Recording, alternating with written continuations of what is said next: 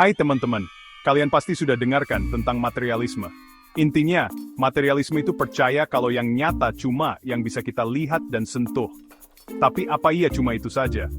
Materialisme bilang, semuanya, bahkan Tuhan harus bisa dirasakan, panca indera baru bisa disebut nyata. Padahal, dalam diri kita ada sesuatu yang tidak bisa diindra, misalnya pikiran, perasaan, bahkan jiwa. Padahal, indera kita bisa salah loh. Beberapa orang bisa mengindra dengan cara berbeda dan hasil berbeda.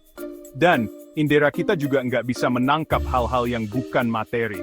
Indera kita bisa digunakan untuk membuktikan bahwa mustahil alam semesta dengan ragam satwa dan floranya, dan kematiannya terjadi begitu saja, dan dia mengtur dirinya sendiri. Dengan indera pula kita melihat ketersturan di langit. Mustahil mereka mengatur dirinya sendiri. Padahal semua keteraturan alam semesta ini Allah Subhanahu wa Ta'ala yang mendesain dan menatanya. Nah, filosofi ini bikin orang jadi mengejar kesenangan duniawi terus, sampai lupa mana yang benar dan salah, sehingga melakukan sesuai kehendaknya, yang bisa melanggar hak orang lain. Parahnya lagi, materialisme bisa jadi alasan untuk melakukan kekerasan, padahal sejarah membuktikan kalau perubahan bisa dicapai dengan damai. Islam dalam sejarah memberikan kedamaian di bumi dengan peraturan dari Allah Sang Pencipta manusia dan alam semesta.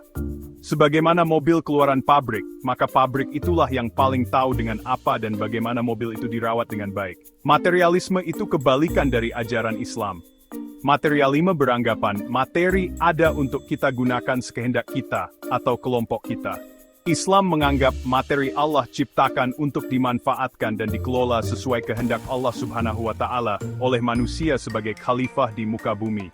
Materialisme bilang semua tergantung keinginan manusia, sementara Islam mengajarkan bahwa semua terjadi atas kehendak Tuhan. Betapa banyak peristiwa yang telah dirancang manusia dengan baik, tapi gagal kalau Allah tidak berkehendak. Karl Marx, dengan materialisme historisnya, bilang kalau pikiran kita dibentuk oleh kondisi materi. Islam memandang pikiran dipengaruhi oleh kesehatan jiwa, mental dan keimanan, dan ketaatannya kepada Allah Subhanahu wa Ta'ala. Manusia dengan jiwa yang sehat, mental yang baik, dan ketaatan yang benar kepada Allah Subhanahu wa Ta'ala akan menghasilkan pikiran yang jernih dan bermanfaat bagi banyak orang. Berlaku pula sebaliknya. Islam mengajarkan kalau kesadaran kita itu ada duluan, baru kemudian muncul kebutuhan materi untuk dimanfaatkan sesuai dengan kehendak Allah Subhanahu wa Ta'ala. Jadi, dunia ini bukan cuma tentang materi saja, teman-teman. Materi itu adalah bahan bagi manusia mengelola bumi untuk terwujudnya keseimbangan, keadilan dan kedamaian sesuai dengan perintah Allah Subhanahu wa Ta'ala. Ada hal lain yang lebih penting, yang tidak terlihat oleh mata, yaitu kebahagiaan.